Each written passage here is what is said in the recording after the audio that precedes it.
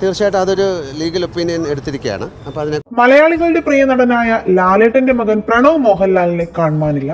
ഞെട്ടാൻ വരട്ടെ, സംഭവം നടന്നത് കഴിഞ്ഞ ദിവസമാണ്. അതും ലാലേട്ടൻ തന്റെ സോഷ്യൽ മീഡിയ വഴിയിട്ട ഒരു പോസ്റ്റിനാണ് മലയാളികൾ വേറെ ലെവലിലേക്ക് കൊണ്ടുപോയത്. രസകരമായ ആ സംഭവം ഇങ്ങനെ: ലാലേട്ടൻ പ്രണവിന്റെ ബർത്ത്ഡേ ആയതുകൊണ്ട് തന്നെ ഇട്ട ഒരു ബർത്ത്ഡേ പോസ്റ്റാണ് ഒരു മിസ്സിംഗ് പോസ്റ്റായി മാറിയത്.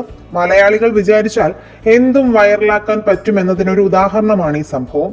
ഇത് കണ്ട് ലാലേട്ടൻ വരെ പൊട്ടിച്ചിരിച്ചു പോയെന്നാണ് കമന്റുകൾ വരുന്നത്. സംഭവം ഈ പോസ്റ്റിന് കീഴിൽ വന്ന രസകരമായ ചില കമന്റുകൾ ഒന്ന് കാണുക.